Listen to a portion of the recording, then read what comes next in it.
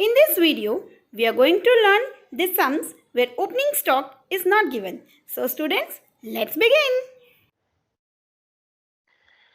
આજે આપણે પ્રક્રિયાના હિસાબો 3 એમાં દાખલા તરફ જઈશું.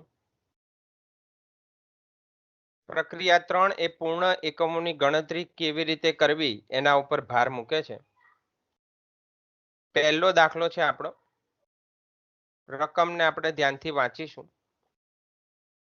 એક કારખાનામાં એક મહિના દરમિયાન 5000 એકમોનો અર્ધ તૈયાર માલનો સ્ટોક હતો, જે 60% જેટલા પૂરા થયેલા હતા. મહિના દરમિયાન તૈયાર માલના સ્ટોક ખાતે 30000 એકમો લઈ જવામાં આવ્યા હતા. મહિનાને અંતે 4000 એકમોનો અર્ધ તૈયાર માલનો સ્ટોક હતો, જેના ઉપર 50% કામ થયેલું હતું. તેઓ મહિના દરમિયાન પૂર્ણ થયેલા એકમો શોધો. તો અહીં આપણે પૂર્ણ થયેલા એકમો શોધવાના છે. રકમમાં આપણે વાંચ્યું કે શરૂઆતનો અર્ધ તૈયાર માલનો સ્ટોક આપ્યો છે 5000 એકમ અને પર્સન્ટેજ આપ્યા છે 60% જેટલા પૂરા થયેલા હતા. તો આપણે થિયરીમાં શીખ્યા કે ભાઈ બે પરિસ્થિતિ હોય, કાં શરૂઆતનો સ્ટોક હોય અને કાં ન હોય. બરાબર? જો ન હોય તો પ્રશ્ન નથી, પણ જો હોય તો આપણે એવું શીખ્યા કે ભાઈ કાં ફીફો પદ્ધતિથી આ દાખલો ગણવો પડે, કાં સરેરાશ પદ્ધતિથી ગણવો પડે. તો ફીફો પદ્ધતિ ક્યારે ઉપયોગમાં આવે? તો કે જ્યારે શરૂઆતનો સ્ટોક આપ્યો હોય અને એની ઉપર પૂર્ણતાની કક્ષા આપી હોય, જેમ કે આ દાખલામાં છે 60% જેટલા પૂરા થયેલા હતા. બરાબર? અને સરેરાશ પદ્ધતિ ક્યારે અમલમાં આવે? જ્યારે તમને શરૂઆતનો સ્ટોક આપ્યો હોય અને એની પડતર આપેલી હોય, અને એ પણ અલગ અલગ કે ભાઈ શરૂઆતનો સ્ટોક છે એમાં માલ સામાન ખર્ચ આટલો છે, મજૂરી ખર્ચ આટલો છે અને પરોક્ષ ખર્ચ આટલો છે. બરાબર? તો આ દાખલામાં જો ક્યાંય તમને ખર્ચની વાત આપી નથી, તો અહીંયા ફીફો પદ્ધતિનો ઉપયોગ કરવાનો થાય, કારણ કે અહીં શરૂઆતનો સ્ટોક તો છે જ અને સાથે એવું પણ કીધું છે કે જે 60% જેટલા પૂરા થયેલા હતા. હવે અહીંયા પર્સન્ટેજ પણ જુદા જુદા નથી આપ્યા, તો આપણે એવું સમજવાનું કે ભાઈ માલ સામાન મજૂરી પરોક્ષ ખર્ચા ત્રણેય 60% જેટલા પૂરા થયેલા છે. બરાબર? તો સૌ પ્રથમ તમારે આપણા ફોર્મેટ પ્રમાણે પત્રક તૈયાર કરવાનું છે. પૂર્ણ એકમોની ગણતરી દર્શાવતું પત્રક.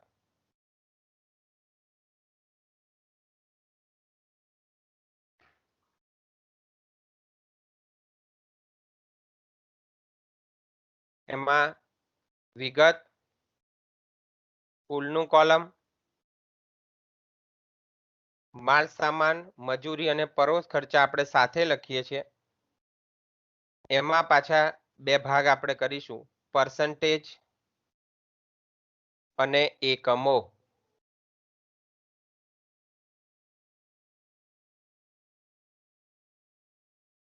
હવે આપણે રકમમાં જઈએ તો જુઓ, શરૂઆતનો સ્ટોક કેટલા એકમનો છે? 5000 એકમનો છે અને 60% જેટલા પૂરા થયેલા હતા. હવે જુઓ, મેં તમને પાછું થિયરીમાં આપણે જઈએ તો સમજાવ્યું હતું કે શરૂઆતનો જે સ્ટોક છે એમાં જેટલું કામ થઈ ગયું છે એને છોડીને જેટલું બાકી છે એને ધ્યાને લેવાનું છે. તો અહીંયા 60% જેટલા એકમો ઓલરેડી પૂરા થઈ ગયા છે, 60% જેટલું કામ થઈ ગયું છે. તો બાકીનું કેટલું કામ કરવું પડે? તો કે હવે બાકીનું 40% કામ કરીએ એટલે આ 5000 એકમ પૂરા થઈ જાય. બરાબર ને? તો આપણે શરૂઆતના સ્ટોકમાં કુલમાં લખવાનું 5000. બરાબર? આપણા કુલ એકમ છે 5000. માલ સામાન મજૂરી અને પરોક્ષ ખર્ચની દ્રષ્ટિએ 40% કામ જે બાકી હતું એ આપણે આ પ્રક્રિયામાં કરીશું આ મહિનામાં. તો 2000 એકમો એ પૂર્ણ થયેલા એકમો કહેવાય. શરૂઆતનો સ્ટોક 5000 એકમ છે, પણ પૂર્ણતાની દ્રષ્ટિએ આપણે એવું કહી શકીએ અહીંયા કે ભાઈ 2000 એકમો પૂર્ણ થયા છે. બરાબર ને? જેમ મેં તમને થિયરીમાં સમજાવ્યું હતું કે ભાઈ 5000 એકમ ઉપર 40% કામ કરવું અથવા તો 2000 એકમો ઉપર 100% કામ થયું છે એવી રીતે ગણતરી કરવી, બંને વસ્તુ સરખી છે. બરાબર. હવે પછી પાછા આપણે રકમમાં આવીએ તો મહિના દરમિયાન તૈયાર થયેલ માલનો સ્ટોક કેટલો હતો? 30,000 એકમો હતો. તો આપણે પાછા તૈયાર માલમાં આવી જઈએ.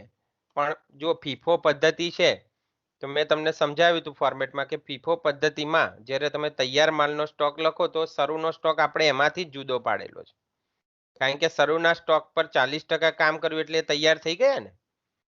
તો એનો અર્થ કે આ જે 30,000 એકમો છે એમાં 5,000 એકમ છે એ શરૂઆતનો સ્ટોક છે કે જેની ઉપર આપણે 40% કામ કર્યું છે. તો બાકી કેટલા એકમ વધ્યા? તો કે 30,000 માઇનસ 5,000 એટલે કે 25,000 એકમ એવા તૈયાર કર્યા આપણે કે જેની ઉપર આપણે 100% કામ કર્યું છે. બરાબર. એટલે 25,000 એકમો આવે.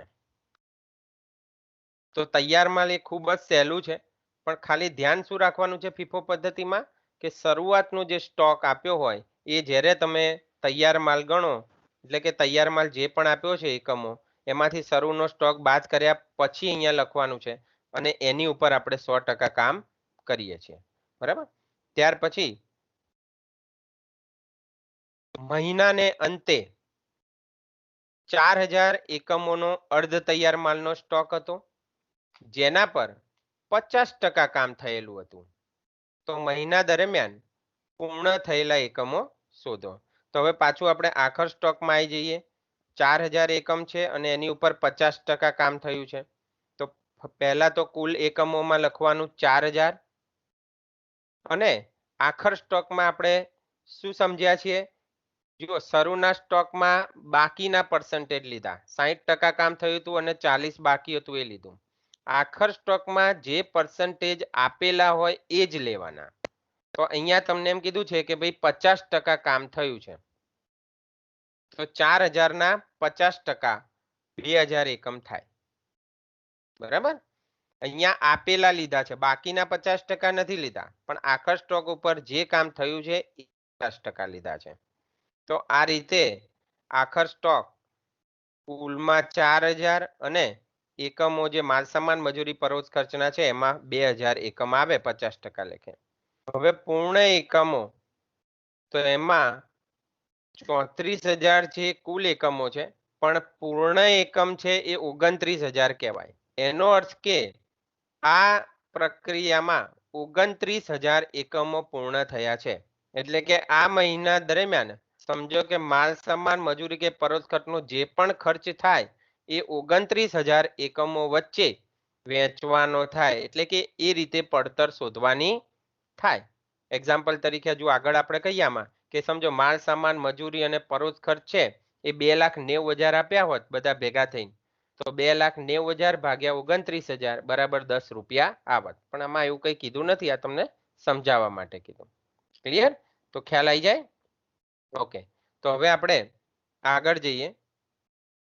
આ દાખલામાં આઈ થિંક બધાને ખ્યાલ આવી જ ગયો છે. હવે આપણે જઈએ છે દાખલા નંબર 3 ઉપર. રકમને પહેલા વાંચીએ. એક પ્રક્રિયામાં એક મહિના દરમિયાન 4,000 એકમો દાખલ કરવામાં આવ્યા. સામાન્ય બગાડ દાખલ કરેલ એકમના 5% ગણવામાં આવે છે. મહિનાને અંતે 1,000 એકમોનો અર્ધ તૈયાર માલનો સ્ટોક છે જેની પૂર્ણતાની કક્ષા નીચે મુજબ છે. માલ સામાન 80%, મજૂરી 60% અને પરોક્ષ ખર્ચા 50%. જો અહીંયા પણ તમે જુઓ તો ક્યાંય ખર્ચની વિગત આવતી નથી કારણ કે આપણે હજુ પૂર્ણ એકમની જ ગણતરી શીખવાની છે આ દાખલામાં પણ અહીંયા થોડીક એક્સ્ટ્રા ઇન્ફોર્મેશન છે. અહીંયા તમને બગાડ આપ્યો છે એને પણ ધ્યાનમાં લઈશું અને માલ સામાન મજૂરી અને પરોક્ષ ખર્ચની જે ટકાવારી છે એ જુદી જુદી આપેલી છે. બરાબર. અને આપણે રકમ વાંચ્યું તો આમાં શરૂઆતનો સ્ટોક નથી. એનો અર્થ કે આ સાદો દાખલો થઈ ગયો. બરાબર. અહીંયા કોઈ ફીફો પદ્ધતિ કે સરેરાશ પદ્ધતિનો ઉપયોગ કરવાનો નથી, કારણ કે શરૂઆતનો સ્ટોક નથી. તો આપણે હવે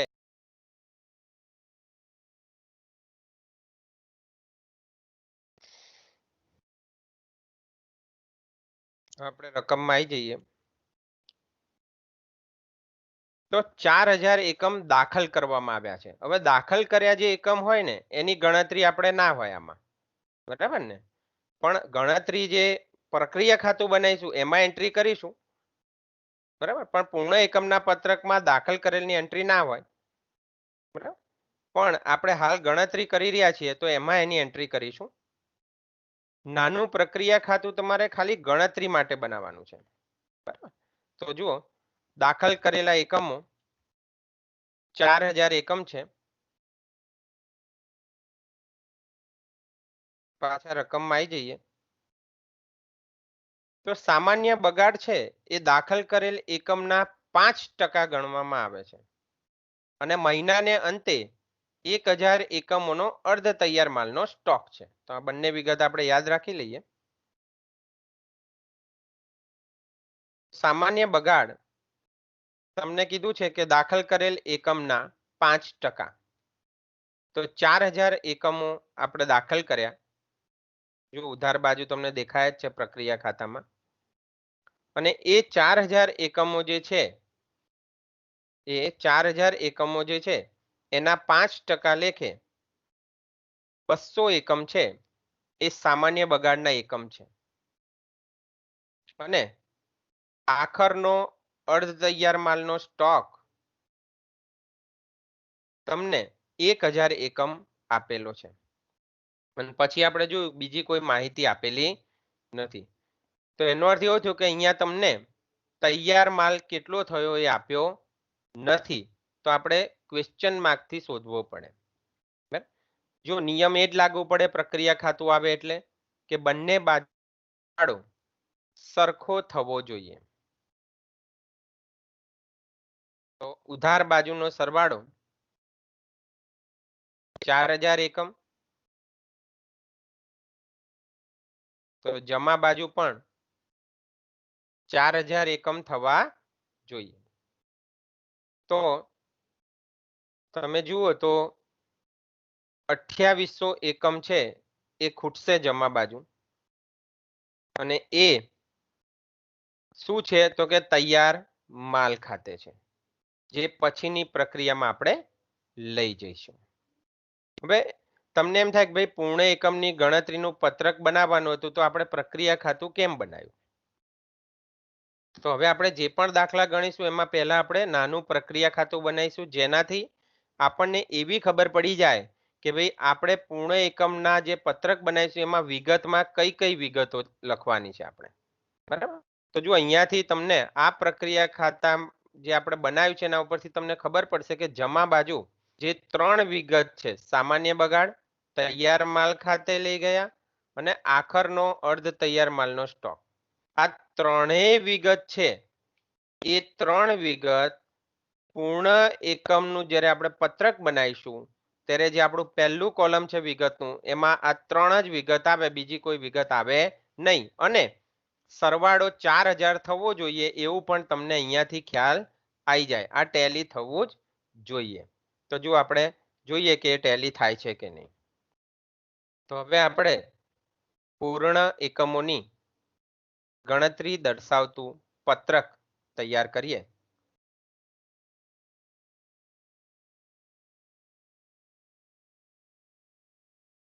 પહેલું કોલમ વિગત, પછી બીજું કોલમ કુલ એકમો,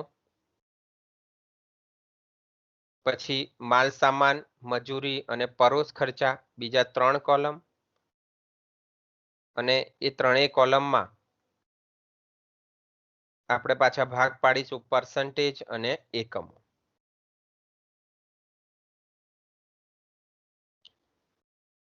અને જુઓ આપણે ગણતરી જે કરી આગળ એના ઉપરથી મેં તમને કીધું હતું કે 3 જ વિગત અહીંયા આવે. તો જો આપણે પણ અહીંયા 3 જ વિગત મળી છે, બરાબર ને? તૈયાર માલ ખાતે, આખર માલનો સ્ટોક અને સામાન્ય બગાડ. તો આ 3 જ વિગત આવશે. એવું આપણને આગળ જે પ્રક્રિયા ખાતું ગણતરી માટે બનાવ્યું તેના ઉપરથી ખ્યાલ આવે. હવે એકમ પણ આપણે અહીંયા એ આગળથી જોઈને જ લખવાના છે, બરાબર? તો જેમ આપણે પ્રક્રિયા ખાતું બનાવ્યું હતું એમાં જમા બાજુ તમે જુઓ તો તૈયાર માલ ખાતે 2800 એકમ છે, આખર સ્ટોકમાં 1000 એકમ છે અને સામાન્ય બગાડના 200 એકમ છે અને સરવાળો 4000 છે. તો આ જ એકમો પણ આપણે પૂર્ણ એકમની ગણતરી દર્શાવતા પત્રકમાં લખવાના છે કુલ એકમના કોલમમાં. તો જુઓ, કુલ એકમોનું જે કોલમ છે એમાં તૈયાર માલ ખાતે 2800, આખર માલનો સ્ટોક 1000 એકમ અને સામાન્ય બગાડ 200 એકમ અને જો સરવાળો 4000 એકમ આવે. આટલો ખ્યાલ આવી જાય બધાને? હવે બધાને ખબર છે કે ભાઈ અહીંયા શરૂઆતનો સ્ટોક તો છે નહીં, સાદો દાખલો છે. તો સીધા જે આપણે તૈયાર માલની સામે 2800 એકમ લખ્યા છે એ એવા એકમ છે જેની ઉપર આપણે 100% કામ આ જ પ્રક્રિયામાં કરેલું છે, બરાબર છે? તો 100% કામ કર્યું છે આપણે, તો દરેકમાં 100% અને 2800 એકમ એવું આપણે માલ સામાન, મજૂરી અને પરોક્ષ ખર્ચ ત્રણેય કોલમમાં લખવાનું છે.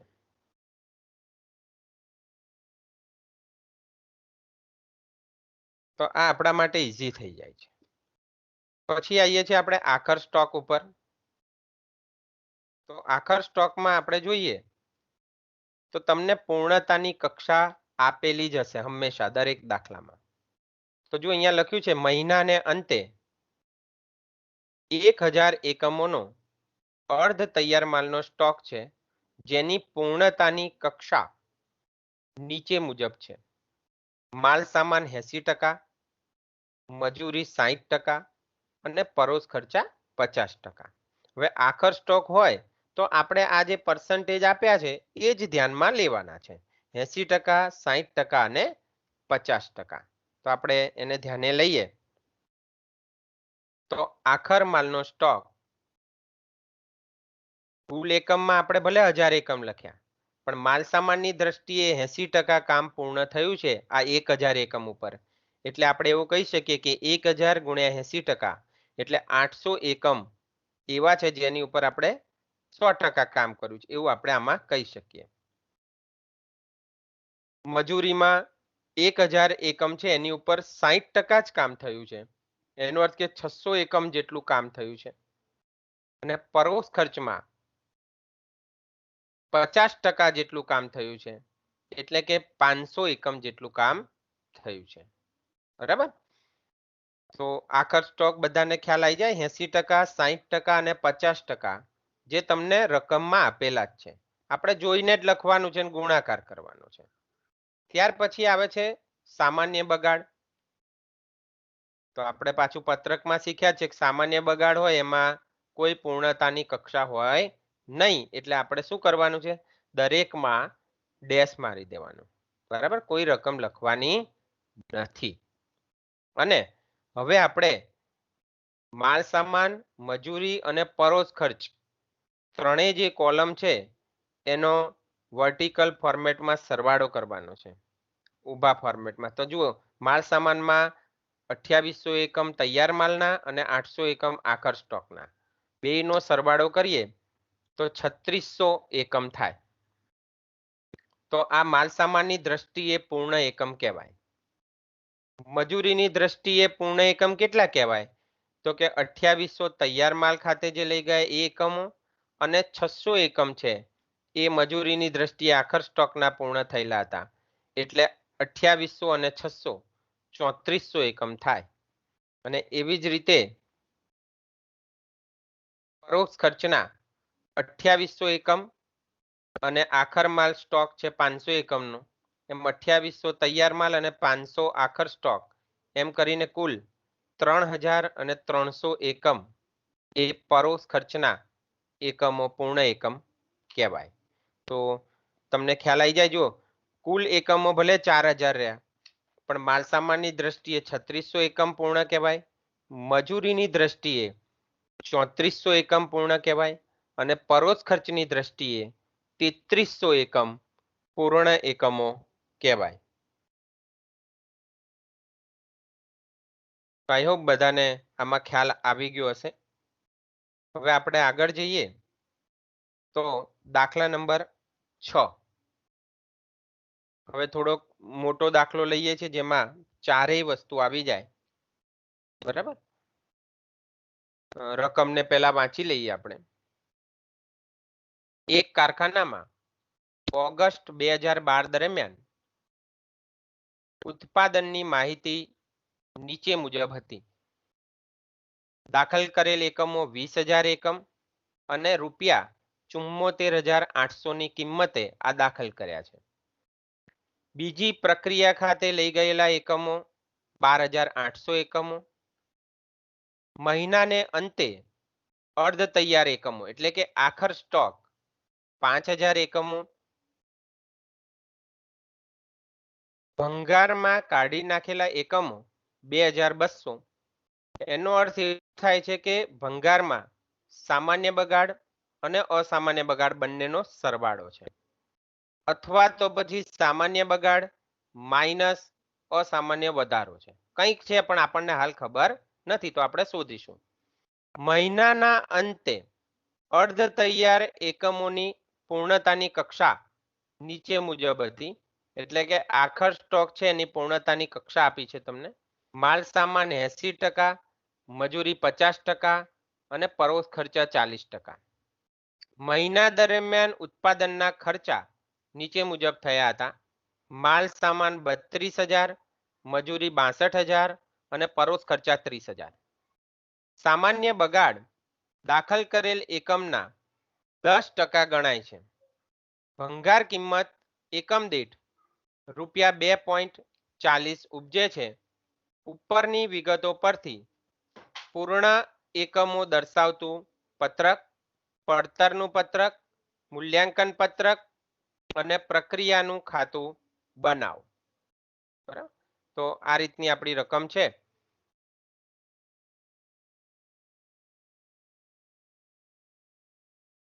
તો આપણે ગણતરીમાં પ્રક્રિયા ખાતું બનાવીશું, જેમાં આપણે ફક્ત એકમનું કોલમ હાલ આપણે ધ્યાનમાં લઈશું.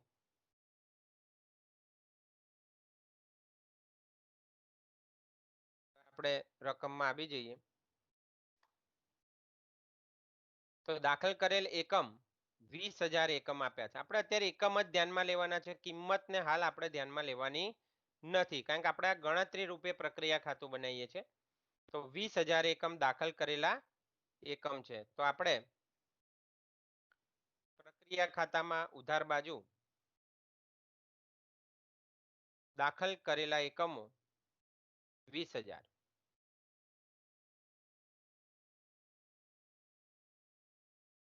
ત્યાર પછી બીજી પ્રક્રિયા ખાતે લઈ ગયેલા એકમો 12,800 અને મહિનાને અંતે અર્ધ તૈયાર એકમો 5,000. હવે બીજી પ્રક્રિયા ખાતે લઈ ગયેલા એકમો એટલે તૈયાર એકમો અને મહિનાને અંતે અર્ધ તૈયાર એકમો એટલે આખર સ્ટોક. તો આ બંને વિગત આપણે લખી દઈએ. જમા બાજુ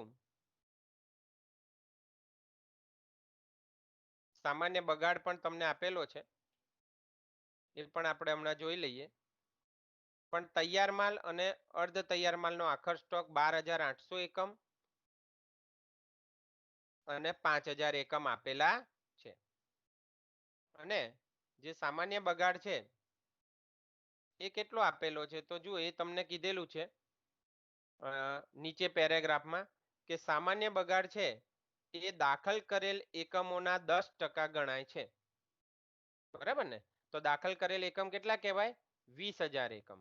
તો 20,000 એકમના 10% સામાન્ય બગાડ છે, એટલે 20,000 એકમ ગુણ્યા 10%, એટલે જો આપણે સામાન્ય બગાડ 2,000 એકમ લખેલો છે.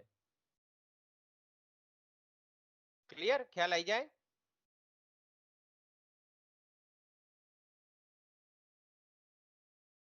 પછી આપણે સરવાળો કરવાનો છે એટલે આપણને ખ્યાલ આવે કે જુઓ બંને બાજુ સરવાળો 20,000 એકમ થવો જોઈએ. હવે જુઓ તો ઉધાર બાજુ 20,000 એકમ છે પણ જમા બાજુ 20,000 એકમ થતા નથી, 200 એકમ ખૂટે છે. હવે આ જે 200 એકમ ખૂટે છે એ 200 એકમ શું છે તો કે અસામાન્ય બગાડ છે, આવું આપણે કહી શકીએ.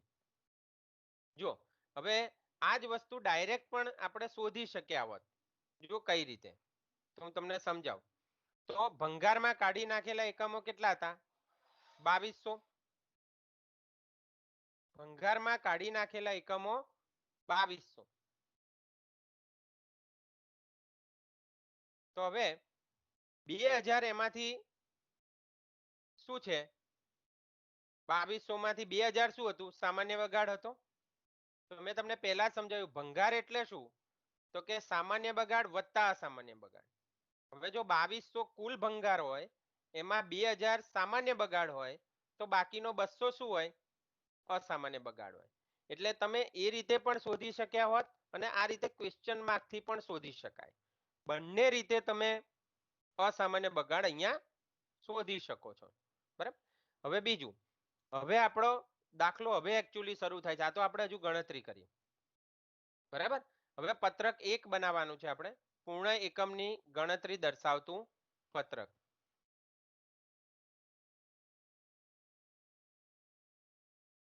તો પૂર્ણ એકમોની ગણતરી દર્શાવતું પત્રક જે છે એમાં કઈ કઈ વિગત આવે? તો મેં તમને પહેલા જ કીધું કે તમે જો ગણતરીનું જે પ્રક્રિયા ખાતું છે એને આપણે બરાબર બનાવીએ તો આપણી જે જમા બાજુની વિગતો છે એ બધી જ પૂર્ણ એકમના પત્રકમાં આવે. જો અહીંયા કઈ કઈ વિગતો છે તો કે સામાન્ય બગાડ, અસામાન્ય બગાડ, તૈયાર માલ ખાતે અને આખરનો અર્ધ તૈયાર માલનો સ્ટોક. આ 4 વિગત છે જેને આપણે પૂર્ણ એકમની ગણતરી દર્શાવતા પત્રકમાં લખીશું. તો જો લખેલું છે તૈયાર માલ, આખર માલનો સ્ટોક, સામાન્ય બગાડ અને અસામાન્ય બગાડ. હવે પાછા આપણે પ્રક્રિયા ખાતામાં આવી જઈએ ગણતરીવાળા. તો એમાં જુઓ જમા બાજુ સામાન્ય બગાડ 2000 એકમ, અસામાન્ય બગાડ 200 એકમ, તૈયાર માલ ખાતે 12,800 એકમ અને આખરનો અર્ધ તૈયાર માલનો સ્ટોક 5,000 એકમ. તો પૂર્ણ એકમની ગણતરી દર્શાવતા પત્રકમાં જો આપણે લખીશું તૈયાર માલ 12,800 એકમ, આખર માલનો સ્ટોક 5,000 એકમ, સામાન્ય બગાડ 2,000 એકમ અને અસામાન્ય બગાડ 200 એકમ, કુલ 20,000 એકમ. હવે આપણને ખબર જ છે કે તૈયાર માલ છે એ હંમેશા 100% હોય. બરાબર. તો માલ સામાન, મજૂરી અને પરોસ ખર્ચ ત્રણેયમાં 100%. તો ત્રણેયમાં આપણે 100% અને 12,800 એવું માલ સામાનમાં, મજૂરીમાં પણ સેમ 100% 12,800 અને પરોસ ખર્ચમાં પણ 100% અને 12,800 લખીએ. ત્યાર પછી આખર માલનો સ્ટોક.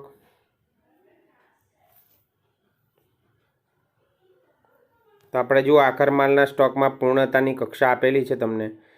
માલ સામાન 80%, મજૂરી 50% અને પરોસ ખર્ચ 40%.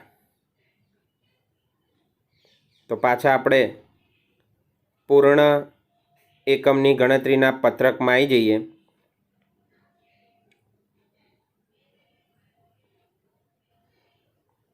તો ત્યાં આખર માલનો સ્ટોક માલ સામાનની દ્રષ્ટિએ 80% પૂર્ણ છે એટલે 4,000, 5,000ના 80%.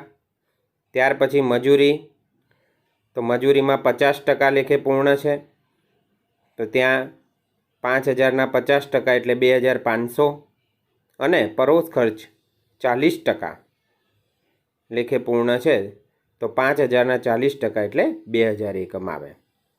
ત્યાર પછી સામાન્ય બગાડ છે તો આપણને ખબર છે કે એમાં કોઈ પૂર્ણતાની કક્ષા હોય નહીં, એટલે આપણે બધે ડેશ કરી દઈશું. ત્યાર પછી અસામાન્ય બગાડ 200 એકમ. તો જો આપણે રકમમાં ક્યાંય તમને પૂર્ણતાની કક્ષા આપેલી નથી. આપણે રકમ વાંચી, ક્યાંય આપણને અસામાન્ય બગાડની પૂર્ણતાની કક્ષા આપી નથી. તો શું લેવાનું? દરેકમાં 100%. બરાબર, તૈયાર માલની જેમ જ. તો માલ સામાનમાં 100% અને 200 એકમ. એવી જ રીતે મજૂરીમાં પણ 100% અને 200 એકમ. અને સેમ ટુ સેમ પરોક્ષ ખર્ચ, એમાં પણ 100% અને 200 એકમ. હવે આપણે સરવાળો કરીએ તો આપણને પૂર્ણ એકમો મળી જાય. તો સૌ પ્રથમ આપણે માલ સામાનનું કોલમ લેવાનું. એમાં 12800 તૈયાર માલ, આખર માલનો સ્ટોક 4000 એકમ અને અસામાન્ય બગાડ 200 એકમ, એમ કરીને 17000 એકમ આવે. એવી જ રીતે સેમ મજૂરીમાં પણ 12800 વત્તા 2500 વત્તા 200 બરાબર 15500 એકમ આવે.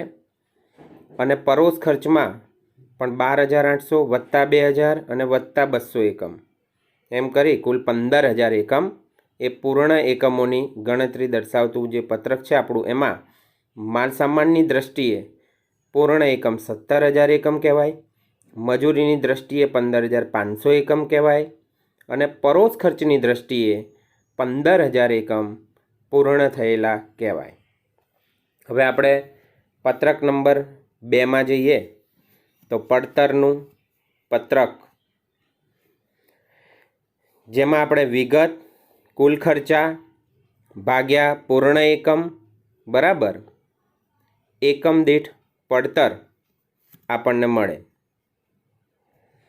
વિગતમાં આપણે જે આપણા 3 ખર્ચ છે, માલ સામાન, મજૂરી અને પરોક્ષ ખર્ચ, એ આપણે લખવાના છીએ. તો પહેલું માલ સામાન. પાછા આપણે રકમમાં આવી જઈએ તો અહીં માલ સામાનમાં જુઓ તમને દાખલ કરેલા એકમો 20000 એકમ આપ્યા છે અને એની સામે 74800 રૂપિયાની એની કિંમત આપેલી છે. બરાબર. અને નીચે તમને જુઓ માલ સામાન 32000 રૂપિયા આપેલો છે. બરાબર ને? તો આ બંને માલ સામાન છે. બરાબર, દાખલ કરેલ એકમનો અને ચાલુ પ્રક્રિયાનો માલ સામાન ખર્ચ. તો આ બંનેને આપણે પાછા આપણા પડતરના પત્રકમાં આવી જઈએ અને ત્યાં જે આપણું પહેલો ખર્ચ છે માલ સામાન, એમાં લખીશું દાખલ કરેલ એકમોની પડતર 74800 વત્તા ચાલુ પ્રક્રિયામાં માલ સામાનનો ખર્ચ 32000. સરવાળો કરીએ તો 1,06,800. હવે જો આપણે જોયું સામાન્ય બગાડ પણ છે દાખલામાં, તો સામાન્ય બગાડ છે એ દાખલ કરેલ એકમના 10% છે અને ભંગાર કિંમત છે એની 2 રૂપિયાને 40 પૈસા એકમ દીઠ. તો જો આપણે સામાન્ય બગાડના એકમો આપણી પાસે આપણા ગણતરીના કોષ્ટકમાં છે, જુઓ પ્રક્રિયા ખાતું છે, એમાં 2000 એકમ. હવે એ 2000 એકમ છે એને ગુણ્યા 2 રૂપિયાને 40 પૈસા એટલે 4800 રૂપિયા આવે. તો આપણે આ 4800 રૂપિયા બાદ કરીશું સામાન્ય બગાડનું વેચાણ, એટલે તમને 1,02,000 રૂપિયા મળે. અને 1,02,000 જે આપણો ખર્ચ છે એને ભાગ્યા પૂર્ણ એકમો. તો આપણા બધાને ખબર છે આપણું પહેલું પત્રક છે એમાં આપણને પૂર્ણ એકમની આપણે ગણતરી કરેલી છે. તો આપણે એમાં જઈએ તો જુઓ માલ સામાનની દ્રષ્ટિએ પૂર્ણ એકમ કેટલા છે? 17000 એકમ છે. જુઓ 17000. બરાબર. તો પાછા આપણે પત્રકમાં આવી જઈએ અને પૂર્ણ એકમના કોલમમાં લખીએ 17,000 તો 6 રૂપિયા એકમ દીઠ પડતર તમને મળશે. 1,02,000 ભાગ્યા 17,000 બરાબર 6 રૂપિયા. ત્યાર પછી મજૂરી. તો મજૂરી માટે આપણે ફરી પાછા રકમમાં આવી જઈએ તો મજૂરી 62,000 રૂપિયા છે અને પરોક્ષ ખર્ચા 30,000 રૂપિયા છે. તો પહેલાં આપણે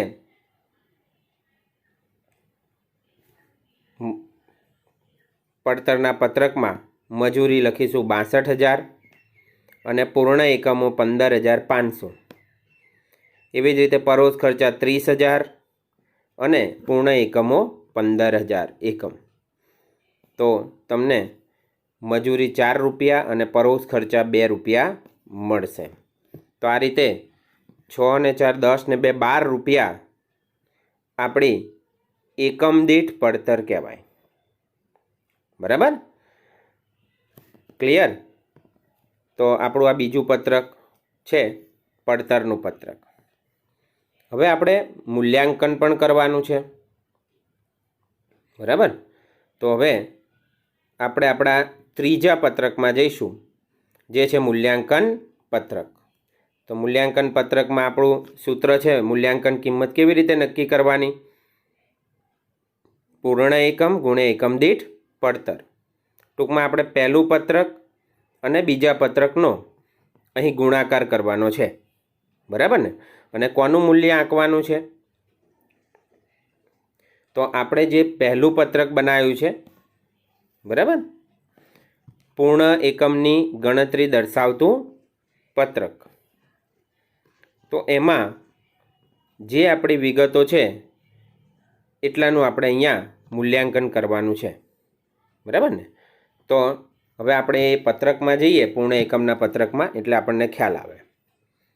તો જુઓ, પૂર્ણ એકમની ગણતરી દર્શાવતું જે પત્રક છે એમાં તૈયાર માલ છે, આખર માલનો સ્ટોક છે અને ત્રીજું અસામાન્ય બગાડ છે. બરાબર? આપણને ખબર છે સામાન્ય બગાડનું આપણે મૂલ્યાંકન કરતા નથી. બરાબર ને? તો આ ત્રણેય વિગતને આપણે આપણા ત્રીજા પત્રકમાં મૂલ્યાંકન કરીશું. અને પડતર છે આપણી 6 રૂપિયા, 4 રૂપિયા અને 2 રૂપિયા ખર્ચની. બરાબર? તો હવે આપણે ત્રીજા પત્રકમાં આવી જઈએ. આપણા મૂલ્યાંકન પત્રકમાં પહેલું તૈયાર માલ, તો જુઓ 12,800 એકમ હતા. બરાબર? અને આપણે જોયું કે માલ સામાન, મજૂરી અને પરોક્ષ ખર્ચ ત્રણેયની દ્રષ્ટિએ તૈયાર માલ છે હંમેશા કેવો હોય? 100% હોય. બરાબર ને? તો ત્રણેયમાં 12,800 ગુણ્યા પાછી એકમ દીઠ પડતર જે આપણે બીજા પત્રકમાં શોધી 6 રૂપિયા, 4 રૂપિયા અને 2 રૂપિયા, તેનો ગુણાકાર કરીએ તો 76,800 માલ સામાન ખર્ચ આવે, મજૂરી 51,200 આવે અને પરોક્ષ ખર્ચા 25,600 આવે. તો સરવાળો કરીએ તો 1,53,600 થાય. બરાબર? હવે આને આપણે શોર્ટમાં લખવું હોય તો પણ લખી શકીએ. બરાબર? તો સીધું જ આપણે 12,800 ગુણ્યા 12 રૂપિયા પણ કરી શકીએ, કારણ કે આપણા એકમો સરખા જ છે ત્રણેયમાં. બરાબર? તો પણ 1,53,600 આપણને મળી જાય. ત્યાર પછી આપણે બીજું મૂલ્યાંકન કરવાનું છે, આખરના સ્ટોકનું મૂલ્યાંકન. બરાબર? તો આપણે પાછા પૂર્ણ એકમના પત્રકમાં આવી જઈએ. તો જુઓ, આખર માલનો સ્ટોક કુલ 5,000 એકમ છે, પણ જો માલ સામાનની દ્રષ્ટિએ 4,000, મજૂરીની દ્રષ્ટિએ 2,500 અને પરોક્ષ ખર્ચની દ્રષ્ટિએ 2,000 એકમ છે. બરાબર ને? તો આપણે એને ધ્યાનમાં લેવાના છે. પાછા આપણે મૂલ્યાંકન પત્રકમાં આવી જઈએ. આખર સ્ટોક 5,000 એકમ જે કુલ છે, અને ત્યાર પછી માલ સામાન, મજૂરી અને પરોક્ષ ખર્ચ. તો એમાં એકમ લખવાના છે આપણે. માલ સામાનમાં જો 4,000 એકમ હતા, એને ગુણ્યા 6 રૂપિયા એટલે 24,000 રૂપિયા. મજૂરી 2,500 એકમ ગુણ્યા 4 રૂપિયા એટલે 10,000 રૂપિયા. અને પરોક્ષ ખર્ચા 2,000 એકમ ગુણ્યા 2 રૂપિયા બરાબર 4000 રૂપિયા થાય। બરાબર, તો આ રીતે 24,000 વત્તા 10,000 અને વત્તા 4,000 કુલ 38,000 રૂપિયા આખર સ્ટોકનું મૂલ્યાંકન થાય। અને હવે છેલ્લું આપણું છે અસામાન્ય બગાડ। 200 એકમ આપેલા છે આપણને, બરાબર। અને પાછા આપણે જો પત્રકમાં જઈએ તો જુઓ અસામાન્ય બગાડ છે એ દરેકમાં 100% છે, જેમ આપણો તૈયાર માલ છે, બરાબર ને। તો અસામાન્ય બગાડમાં પૂર્ણતાની કક્ષા આપી હોય તો ધ્યાનમાં લેવાય, અથવા તો પછી 100% લેવાય આપણા નિયમ પ્રમાણે, બરાબર। તો પાછા આપણે મૂલ્યાંકન પત્રકમાં માલ સામાન, મજૂરી અને પરોક્ષ ખર્ચા એમાં બધામાં 200 એકમ આવશે, અને × 6 માલ સામાનમાં, × 4 મજૂરીમાં અને × 2 પરોક્ષ ખર્ચમાં। તો આ રીતે કુલ 1200 વત્તા 800 વત્તા 400 બરાબર 2400 રૂપિયા થાય। ફરીવાર એમાં પણ તૈયાર માલની જેમ જ 200 × 12 કરીએ તો પણ 2400 રૂપિયા આવી જાય। Okay, clear? તો હવે આપણે છેલ્લું જે આપણું પ્રક્રિયા ખાતું બનાવવાનું છે એમાં આવી જઈએ। તો પ્રક્રિયા ખાતું એમાં વિગત, એકમ અને રૂપિયા, વિગત, એકમ અને રૂપિયા આ રીતે કોલમ તૈયાર કરવાના છે। અને પાછા આપણે આપણા પત્રકમાં આવી જઈએ, બરાબર। તો જો ગણતરી જે આપણે કરી છે પહેલી જ પ્રક્રિયા ખાતું બનાવ્યું છે, રૂપિયાનું કોલમ એમાં આપણે નથી બનાવ્યું, ફક્ત ને ફક્ત આપણે એકમનું કોલમ બનાવ્યું છે અને ધ્યાને લેવાનું છે। તો જુઓ દાખલ કરેલ એકમ હતા 20, પણ આપણે જમા બાજુનું બધું લેવાનું છે, બરાબર। તો જુઓ દાખલ કરેલ એકમ 20,000, સામાન્ય બગાડ 2,000, અસામાન્ય બગાડ 200, તૈયાર માલ 12,800 અને આખર સ્ટોક 5,000 એકમ। તો આપણે જે એકમો હતા બધા એ લખી નાખ્યા, જે આપણે ગણતરીમાં બતાવ્યું હતું, બરાબર। સેમ ટુ સેમ, કોઈ ચેન્જ કરવાનો જ નથી, બરાબર ને। જોઈને એકમ લખી નાખવાના છે। જે આપણું ગણતરીનું પ્રક્રિયા ખાતું હતું એમાંથી જોઈને જ અહીંયા એકમના કોલમમાં બધા એકમ લખી નાખવાના।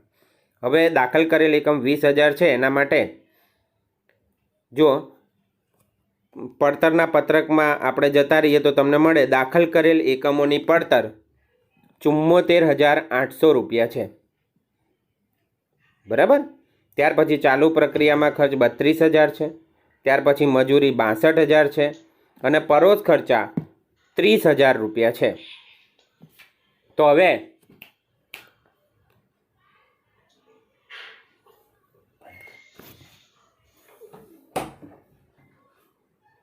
આપણે ફરી પાછા પ્રક્રિયા ખાતામાં આવી જઈએ તો દાખલ કરેલ એકમ જો આપણે લખ્યા 74,800, માલ સામાન 32,000, મજૂરી 62,000 અને પરોક્ષ ખર્ચા 30,000 રૂપિયા। ફરી પાછા આપણે આવી જઈએ પડતરના પત્રકમાં, તો જુઓ સામાન્ય બગાડ છે એનું વેચાણ 4,800 રૂપિયા આપેલું છે। તો આપણે હવે એને પાછા પ્રક્રિયા ખાતામાં સામાન્ય બગાડ જે આપણે 2,000 એકમ લખ્યો એની સામે 4,800 રૂપિયા, અને હવે જે બાકીની 3 વિગત છે, અસામાન્ય બગાડ છે, તૈયાર માલ છે 12,800 અને આખર સ્ટોક છે 5,000। હવે આ ત્રણેયનું મૂલ્ય છે આપણે મૂલ્યાંકન પત્રકમાંથી લેવાનું છે। તો આપણે પાછા મૂલ્યાંકન પત્રકમાં જઈએ તો જુઓ ત્યાં 1,53,600 તૈયાર માલની જે પડતર કહીએ છીએ, પછી આખર સ્ટોકનું મૂલ્યાંકન કર્યું છે 38,000 રૂપિયા અને અસામાન્ય બગાડનું મૂલ્યાંકન કર્યું છે આપણે 2,400 રૂપિયા, બરાબર।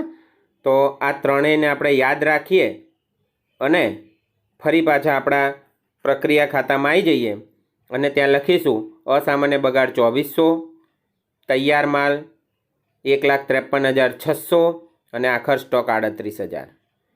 હવે આપણે બંને બાજુનો સરવાળો સરખો કરવાનો છે। તો પહેલાં આપણે એકમનું જે કોલમ છે એનો આપણે સરવાળો કરીશું। તો ઉધાર બાજુ 20,000, જમા બાજુ 20,000, એવી જ રીતે રૂપિયાના કોલમમાં 1,98,800 ઉધાર બાજુ અને 1,98,800 જમા બાજુ થાય, બરાબર। તો આ રીતે આપણું પ્રક્રિયા ખાતું અહીંયા પૂરું થાય, બરાબર છે। અને આઈ હોપ બધાને ખ્યાલ આવી જ ગયો હશે દાખલામાં. ઓકે, સારું, okay, clear. Dear students, if you like the video, like, share and subscribe my channel to get the notifications.